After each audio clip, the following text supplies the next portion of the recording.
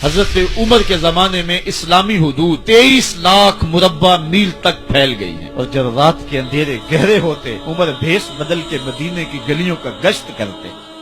कहा तुम्हारे घर से धुआं निकल रहा है और बच्चे रो रहे हैं, उनको खाना क्यों नहीं देती? कहने लगी उमर की जान को रो रही। उमर के पांव तले से जमीन निकल गई। कहा क्या हुआ? कहा 3 दिन से हमारे यहाँ खाने के लिए कुछ नहीं है। रोजाना बच्चे रोते हैं और मैं हंडिया के अंदर पत्थर डाल करके नीचे से आग डालती रहती हूँ कि बच्चे इंतजार कर करके सो जाएंगे, कम वक्त सो भी नहीं रहे और वो पत्थर पकेंगे भी क्या, और मैं उमर की जान को रो रही हूँ। हजरत उमर का कलेजा दहलने लगा। फौरन पलटे वापस बैतुल माल में आए, घी का एक कनस्तर लिया, आटे की बोरी ली, मिर्च मसाला जात बहुत कुछ उठाया, अपने कंधे पे रखा, बोरी अपनी कमर पे ला दी।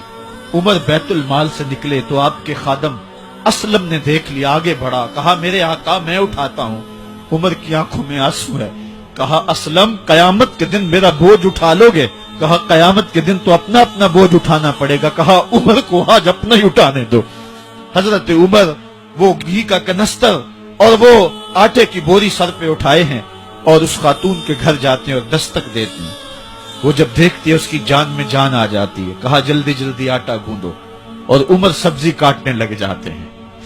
हजरत उमर रदी अल्लाह ताला अन्हो सब्जी तैयार कर देते, उधर आटा गुद जाता है और फिर ऊपर चूल्हा रखा जाता है, चूल्हे के अंदर आग रखी जाती है, वो खाना पकाने लगती है, आग बुझती है। तारीख ने लिखा है आग बुझने लगती है, उमर झुक करके फूंके मारता है। उमर झुक झुक के फूंके मारता है। खाना पक गया और बच्चों के सामने खाना रख दिया, बच्चे खा रहे हैं। अब बच्चे रो रो के निढाल हो चुके थे। हजरत उमर अपने हाथों को और अपने घुटनों को और अपने पांव को जमीन पे लगा के, जिस तरह बकरी का बच्चा चलता है, वेड़े के अंदर कभी इधर चलते हैं कभी इधर चलते हैं, ताकि बच्चे मुझे देख के खुश हों और दिल में कहते उमर जितना रुलाया है अब इतना हंसाना भी पड़ेगा। तो कभी उमर अमीरुल मोमिनीन, ये मैं किसी आज के जो है वो लोगों के वोटों पे मुंतखब होने वाले हुक्मरान की कहानी नहीं सुना रहा, मैं उस उमर की कहानी सुना रहा हूं जो 23 लाख मुरब्बा मील का हुक्मरान है, आधी दुनिया का बादशाह है। हजरत उमर जो है जिस तरह बकरी का बच्चा चलता है, इस तरह अपने हाथ और अपने घुटने जमीन पे टेक करके जो है वो इस तरह चलते हैं।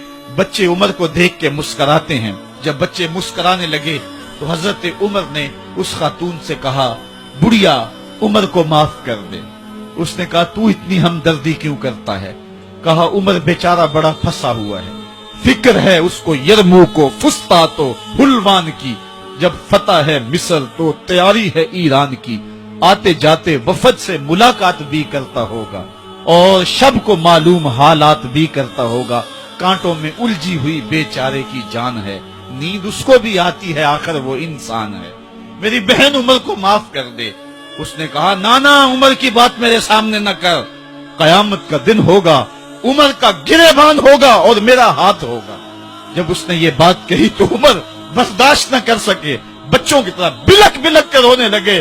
कहा वो बदनसीब उमर तेरे सामने है, आज ही कहला जो कहना है, कयामत के दिन मुझे माफ रखना। उसने कहा तू उमर है? कहा बदनसीब उमर तेरे सामने खड़ा हूं। मेरे उमर कहते हैं अगर दजला के किनारे एक बकरी का बच्चा भी प्यासा मर गया उसका हिसाब भी उमर से लिया जाएगा।